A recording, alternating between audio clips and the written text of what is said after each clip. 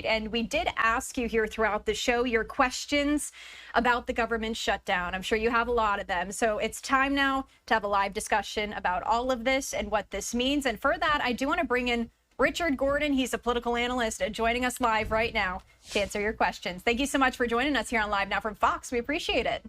Well, good morning. Thanks for having me on. It's a pleasure. All right. Well, as I said, I had a lot of questions prepared for you, but the viewers really wrote in and they asked some great questions. So we're going to start off with the basics here with some of these viewer questions. So this first one says, what are the reasons for the shutdown and what needs to be done to reopen the government?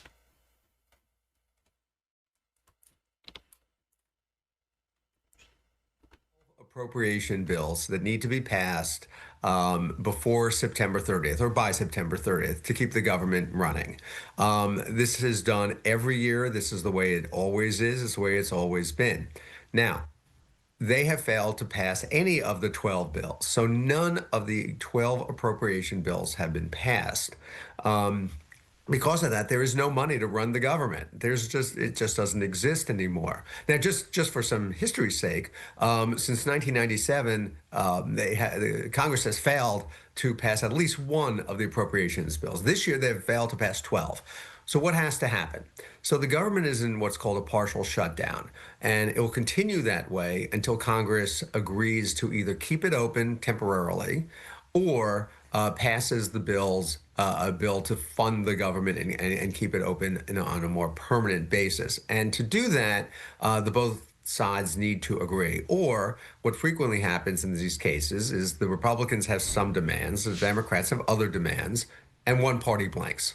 And we've seen that a number of times. So one of those two scenarios, either there'll be a compromise and they'll move forward, or one of the parties will take so much heat over this that they'll realize they can't continue. All right. So now that we've laid the groundwork here for why this is all happening, let's head over to this next question.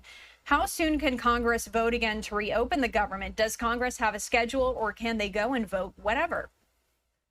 Well, basically, they could go and vote whenever. There's no set schedule. The schedule for the United States Senate, and let's be clear about what happened here, okay? Because I think that's important to understand.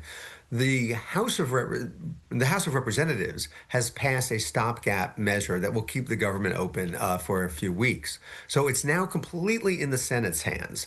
The Senate is controlled by Republicans, as is the House, and Senator Thune, the majority leader, controls the schedule. So if the senator wants to have a vote today at 9, 10, 11, 2, he could do whatever he wants. He could do it today, tomorrow, next week.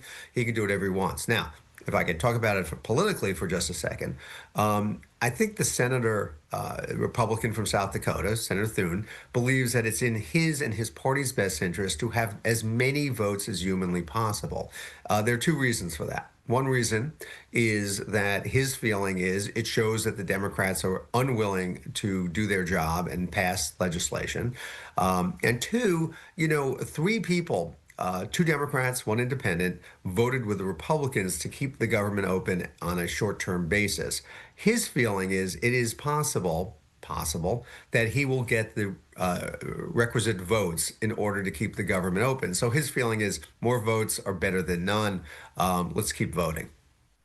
And before we get back to viewer questions, I just want to go off of that here, because as we've been seeing on social media, really both sides of the aisle blaming each other. Here's a post from Speaker Mike Johnson saying Democrats have officially voted to close the government. He goes on to say, how long will Chuck Schumer let this pain go on? So that's the Republican perspective. If we're able to get a Democratic perspective here, I think we have one. If we can't pull it up, we've been hearing from Democrats as well. Before we brought you on here, Richard, Democrats blaming Republicans as well, and we'll work to get that Democratic response up here in just a matter of moments. But as we look forward to what's going to come in the days and weeks ahead, potentially, what are some of those strategies from both sides of the aisle to really get this done? Well, let me just talk about the blame game for a second, if I may. Sure. Yep. I've been doing this all my life. I worked on the Hill. I worked for a long time ago, a member of the House Appropriations Committee, and I was watching the both sides. And I think my response late last night at like 1 in the morning was, grow up. I mean, the American people do not want to see members of Congress yelling at each other and blaming each other. They want this done, and they want their government to run, and they do not want everyone blaming each other. Sit down and come up with a compromise, and let's move forward. So that's that piece of it. So as far as the strategy goes. They each have their own strategy. The Republican side wants to hold strong to their guns about significantly cutting government. They want to cut Medicaid. They've been very clear about that. The president's been very clear about it. But the real sticking point is that during COVID, there were subsidies that were given for people on Obamacare. There's 24 million people on Obamacare who received financial benefits, financial subsidies to get health insurance through Obamacare during COVID. That is set to sunset, meaning that is about to end on December 31st. The Democrats want to continue it. The Republicans don't want to continue it. And so that's the fight. So in large part, if you want to make this really simple, the Republicans are fighting about sticking up for cutting the budget, making it thinner, not spending as much money. The Democrats are fighting for broader health care for a large segment of the American population. That's in the most simple terms possible. And Richard, as we return to our viewer questions here, you touched on this a little bit, this question, how long is this projected to last? And I really want to focus on the possible consequences if this last past week. I think a lot of people here wondering this morning how this is going to impact them. Can you speak on that and just maybe even a little bit about what a partial shutdown really means? Because are there some services that are going to remain open? Well, there are a lot of services that are going to remain open. And to be blunt, for a lot of Americans, they might not even notice. And I think President Trump, in some ways, is hoping that's the case because it really lessens the political impact of this. But let's talk about some of the services that are open. Social Security, Medicaid, Medicare, food stamps, those type of things, Veterans Affairs benefits, those will continue to be open. This shutdown is very different than other shutdowns. This government has not given a list of what's open and what's shut, which is very unusual. They usually tell you, well, these type of things will be closed, these type of things will be open. So, for example, the national parks have traditionally closed in the past. We think they're going to close this time, but we haven't heard specifically. Things like TSA. This is how you and I might feel this the most. TSA, the people who stand at the airport and make sure we're safe, are working. They have to work. They're not getting paid.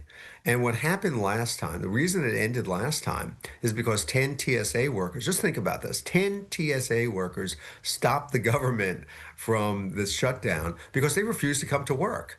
And, after 35 days of not getting paid, they just couldn't take it anymore. And they didn't come to work. And President Trump, who was president the first time, basically caved in and realized that the country was coming to a halt because the airlines couldn't work. Well, they're not getting paid this time either. And, they have mortgages and college payments and bills and all the other things. And we'll see how long it takes. We don't know how long this is going to take. If you look at the history of this going back since Jimmy Carter's time, President Carter, which was the first time this ever happened, to today, some have been a day, some have been a matter of hours.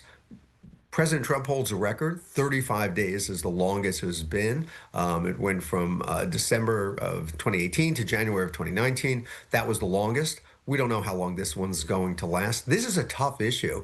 I mean, they're fighting. Last time they fought over the wall, building the wall on the border. The Democrats said no. Trump said yes. Trump said, I'm not signing anything that doesn't have money for the border. He eventually gave in. The Democrats cannot cave in. Politically, they cannot cave in because they have been so beat up from caving in the past, including just a few months ago, that when Senator Schumer voted to keep the government open, that they politically cannot cave in and cannot give in. And so that's what's going on. We don't know how long this thing is going to last, but it's going to affect a lot of people. I'll tell you the people who are going to get hit the hardest the first, and that's going to be the numerous thousands, hundreds of thousands of federal workers who are sent home who are not working. Now, they tend to get paid back, and I'm sure your viewers are curious about that. They tend to get paid back after the fact. They will get back pay for not working. But things are going to slow down. I mean, you could get a passport, you could get a visa, but the FDA is not going to be inspecting, is not doing what they normally do. Health departments are not inspecting things they normally do. Research is not being done. Things are going to slow down, but the effect on the American people from a day-to-day basis is going to come on those issues like people being unemployed. Well, they're being paid eventually, but how do they get food? How do they pay for things? TSA, federal employees, that's the big one. Right. And as you're touching on that, Richard, we did have this question in here from Juanita saying, how does the shutdown impact the security of our country? Is our country more open to terrorism? Just as you were speaking about TSA there and the impacts with that. Do you want to add any more context to that question? Well, look, I think that's a really good question. And thank God our men and women in service will continue to work, will continue to get paid.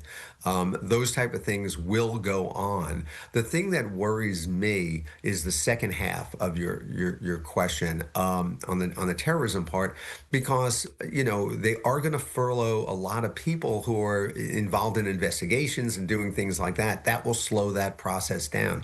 Is it an immediate threat? I don't think so. I think your viewer is asking a question about, are we in imminent danger? I don't think that's true. I think there's a longer term danger to the country that we're not even seeing yet, because we don't know what they're investigating and what they're doing. So that will slow down. The other thing I should say is President Trump is taking a very unusual approach here, unusual compared to other presidents, in that he's saying, you know what?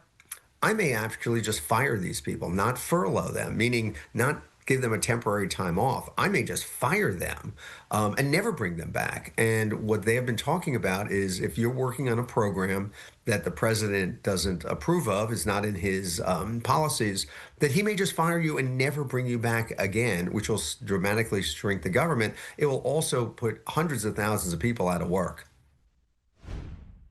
All right, Richard. Well, that concludes our viewer questions here, and you've provided a wealth of knowledge on all of this. And so I do thank you for that, because our viewers asked some very good questions there when it comes to what we can expect, how long we can expect this to last. As you're saying, we don't exactly know at this point, and also just how Americans are going to be impacted. Is there anything else that you think we missed that is a big topic here when it comes to all of this that you'd like to share before I let you go?